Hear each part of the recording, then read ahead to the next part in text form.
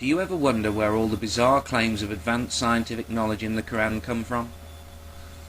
I'm not talking about the genuine science discovered by the Greeks 1,000 years before the Quran was written, which is in there.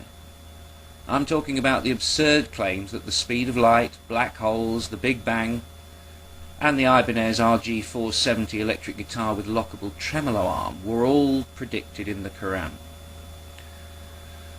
To know the truth of these claims, you need to know a fair bit about science and history. Unfortunately, most people don't. And that goes double for the young and quadruple for the young Muslim, aching to believe his or her culture is not based on lies and irrationality.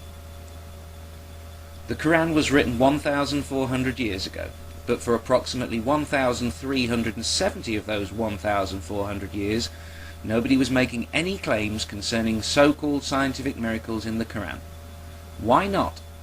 If they are so clear, so unarguable as to be considered proof, why did these claims only begin to appear so recently?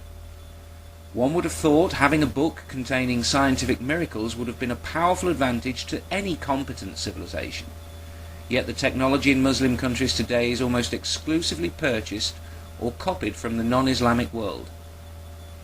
One would have thought, with the aid of the Quran, a book supposedly jam-packed full of medical, biological, geological and cosmological knowledge, that Islam would have produced an Isaac Newton or an Einstein centuries before the real ones came along.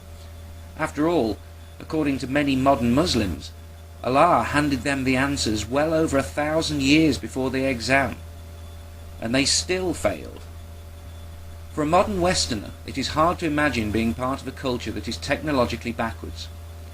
We in the West have never seen Islam produce a technological marvel. Imagine it. Imagine Islam producing a hypersonic jet, or a robot as capable as those found in science fiction. Imagine how it would feel if Saudi Arabia were to plant their flag on Mars tomorrow. It's hard to imagine. Perhaps this is why it is not immediately obvious to us how Muslims must have felt, seeing infidel machines flying across their skies, listening to infidel music playing inside smaller and smaller infidel boxes.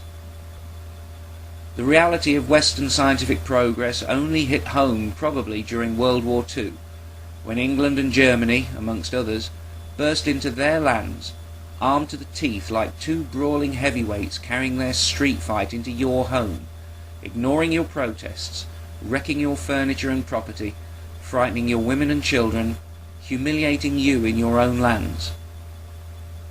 When the Second World War was punctuated by the atomic explosions at Hiroshima and Nagasaki, it's hard to imagine any Muslim maintaining any sense of Islamic superiority.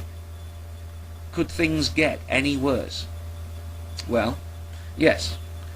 The State of Israel was created in the late 1940s, and I can't be sure, but I doubt that for a civilization that once led the world in science, this was good news either.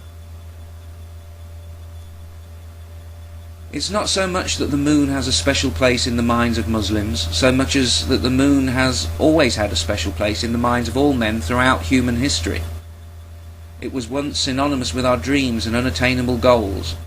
Getting there, for the people of antiquity, and even for some schmucks today, was and is an unimaginable achievement.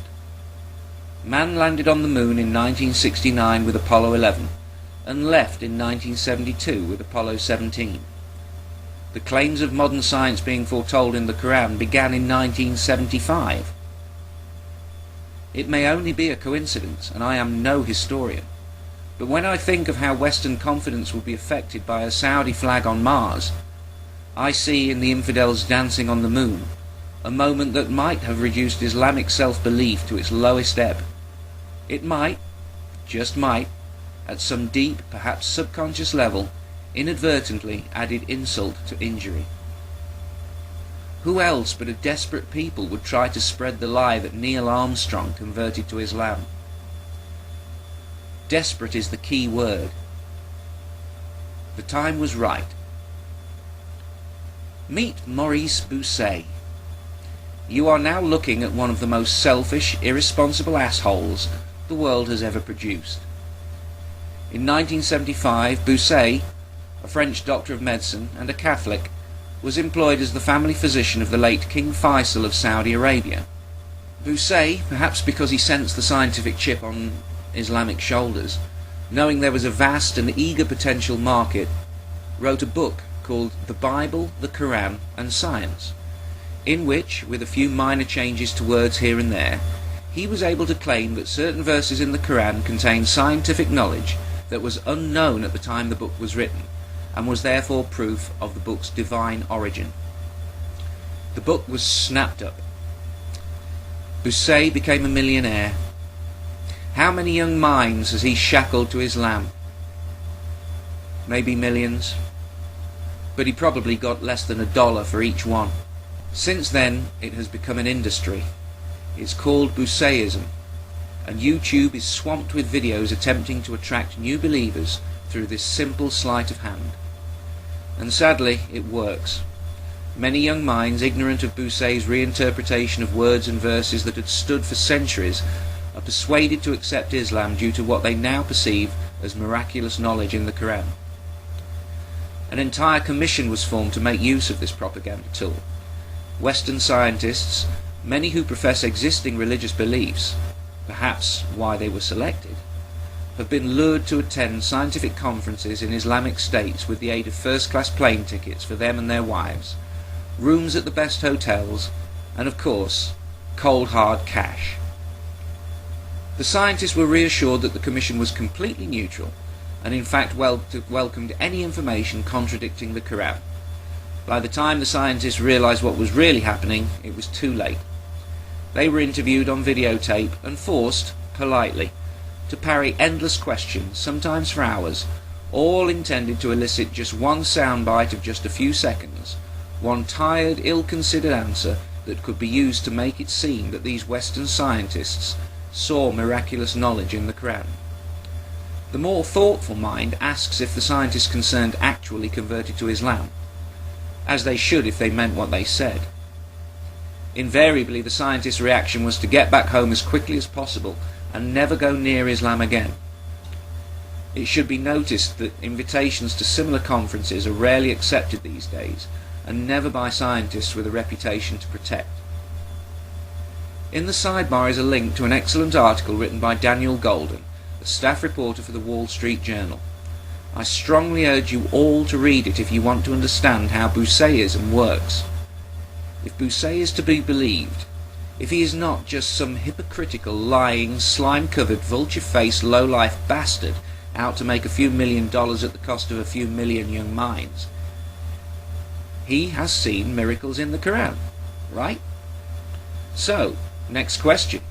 Is he a Muslim? Did he convert to Islam? You can find many Islamic sites that claim that he did, but that's all they do, claim it. There's no proof. There's not even an attempt at proof.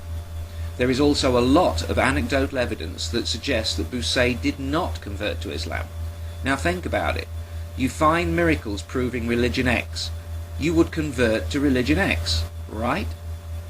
Now, even if your conversion wasn't photographed or recorded on video, when the question was asked, as it has been by hundreds of thousands, perhaps millions of people, surely you would do one television interview to finally give an answer, a clear, unarguable answer. Surely you would announce your conversion publicly to settle the matter. Your integrity is being questioned, both by believers and non-believers. Pro-Islamic media and websites should have been crying out for him to say the Shahada on camera. I'm sure they would have paid him a lot of money to do it, and surely Allah would want him to do it. So why is there nothing but silence from Bucay? Doesn't he want to save all those non-Muslim souls? Doesn't he want to defend his integrity? Why is there not a single photo of him at prayer in a mosque? Who were the two witnesses required by Islamic ritual if he said the Shahada? What are their names? Where are they? Why haven't they been interviewed? The answers are easy if you're honest. And speaking of names, what is Maurice Bucay's Muslim name? He's supposed to have one. After hours of searching, I have not found one Islamic site that gives Maurice Bucay's Islamic name. Cat Stevens became Yusuf Islam. Cassius Clay publicly became Muhammad Ali. What did Maurice Bousset become? I've got a name for him. Wanker.